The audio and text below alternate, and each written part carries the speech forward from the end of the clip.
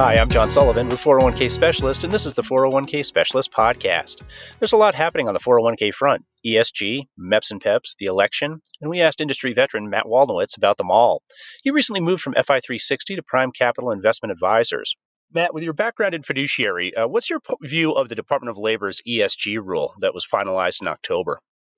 It's a good question, John. It's really timely too, with the state of the election, and especially with the Senate races being undecided in Georgia, and what might happen there. It's going to be really interesting to see. I've read a lot recently, not only about ESG, but just the fate of the DOL fiduciary rule, which we know has been dead and passed away for a few years, but what changes might come with regulation regulation best interest. But if we just turn back to the question, I kind of feel like a politician, John, with that answer. But Right.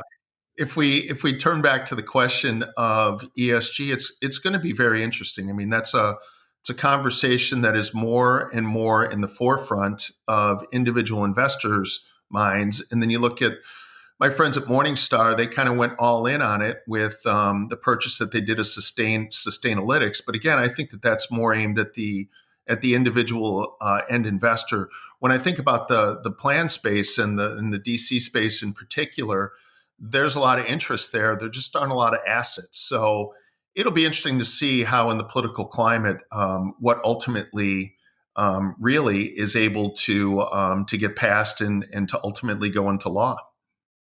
What's your personal view of ESG, in 401ks and retirement plans? Do you have strong feelings one way or another? I do, John. I definitely believe it's the right thing to do on a go forward basis. The challenge that I see, though, is especially from a fiduciary standpoint, if you want to put in an ESG strategy, but if it's expensive, on the upper ends of the expense ratio, or if the performance isn't that well, it might be the right thing to do socially, but from an end investor viewpoint, where we know that the average investor hasn't saved enough for retirement, and we know that there's a retirement crisis in general for people once they reach the retirement phase, making a trade-off to do the right thing environmentally or socially at the risk of lower returns, that's where I begin to have real questions about it. Understood. What do you think will happen with retirement savings incentives in a Biden administration? Will it be good for 401ks, bad, no real change? You know what, John? That again. I mean, this is great, timely questions, man. And you're tough. I'm glad we're not doing this face to face where they have the camera on me and I get this worried look on my face. You know, again, I think that the Biden administration is only one aspect of it. The other aspect of it is really what can be passed into law. Personally, I'm hopeful that we can go back to some bipartisanship and we can get things done for the better of the country in general, rather than being so polarized. But in a situation where Congress and the White House are under Democratic control, but the Senate's under Republican control, I just don't know how much will ultimately get passed. The idea of some of the ideas that Biden has floated about the 401k space, they're new, but they're kind of scary. So at the end of the day, if there can be greater incentives to have the individual investor save more, anything that we can do in that regard, I'm all in favor of it. Matt, what do you think we should do about retirement income in 401ks? I mean, at this point, especially with low interest rates, what's your view there? Yeah, John, that's another great question. Again, if you think about the situation that we're in, where the average investor hasn't saved enough money, they don't have a pension anymore, and the fate of Social Security, which, John, that's another interesting topic to consider when you think about a new administration coming in. But when you look at all those factors, and you know that as people enter the retirement phase, the number one concern for them is, am I going to outlive my money?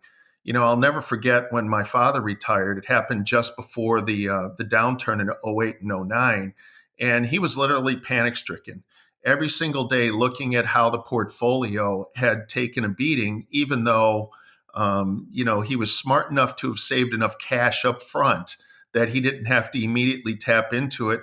His biggest concern wasn't how much more money he could make. It was, will I have enough money? And so we know that participants, that's one of their biggest concerns as they enter the retirement phase. And let's face it, if they're going to go the route of a retail annuity, they can get some certainty, but at the trade-off of some, pretty high and excessive fees.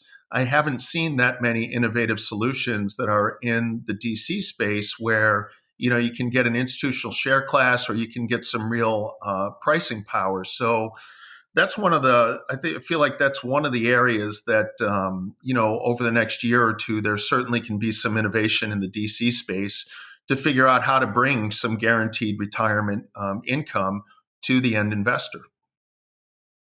So our friend JD Carlson said his head was going to explode over pooled employer plans, or PEPs, in light of the DOL's recent registration requirements. Matt, what's your view of MEPS and PEPs? And like JD, should we be wary for any reason? First of all, John, I think that JD, from the pictures that I've seen, I think he's gone corporate. I find it hard to believe that he's wearing a suit and tie every I day. love it. That That's just spot on, JD. Yep.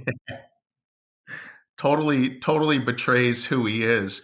MEPS and PEPs have gotten a lot of attention, and rightfully so. There's certainly a need in that small plan space for them to get some pricing power, or just to even provide retirement savings to any of their employees.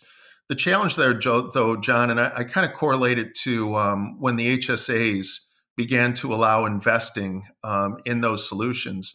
The challenge is there's just not a lot of assets in that space right now. And so for advisors to really be interested, there has to be not significant assets, but there has to be enough assets there for them to really spend their time. If it's a situation where some of the bundled providers are going to come in and provide those solutions, while it's better than those firms not being able to have any retirement savings plans, it certainly isn't the most effective way. And we know that if that happens, again, fees are going to be higher and investment choices are going to be lower. So MEPS and PEPs is certainly something that's on my radar over the next 18 months or so. There's some firms that are really, really behind them.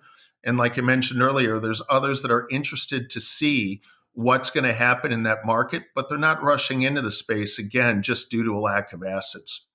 Understood. Matt, you recently rocked the industry a bit with your move to Prime Capital Investment Advisors. What was the reason for the move, and what will you do there? John, I have to laugh because I rocked the industry because I put on my COVID-19. I haven't been getting the exercise that I'm used to getting. I had really enjoyed my time at FI 360. We accomplished so much, and I'm so proud of not only the community of financial professionals that we built, but really, to me, in many ways, what we did with the firm is really personal to me because I was involved in hiring most of the people that we added to the firm. After we announced the transaction with Broadridge, where Broadridge came in and bought the firm last November, I was really impressed with the people at Broadridge, top to bottom.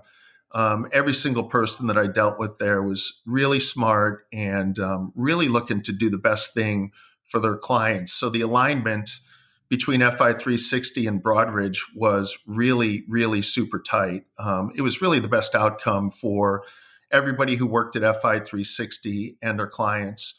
For me, on a personal level, though, after pouring 7 years of my life into that, and with having a daughter who's a sophomore in college, and ultimately she'd like to be a financial advisor, being able to work with Scott Colangelo and Glenn Spencer, Matthew Eichmann, and the team over at PrimeCap was just an opportunity that I couldn't pass up.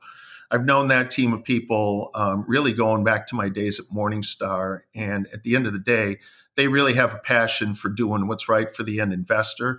And that's really what motivates me on a daily basis to get up and get after it. So the combination of being able to work with that team of people over there and my daughter ultimately wanting to be a financial advisor, the timing was just right for me to make the move. That is exactly what we needed, Matt. Thank you so much for your time. We do appreciate it. Sounds good, John.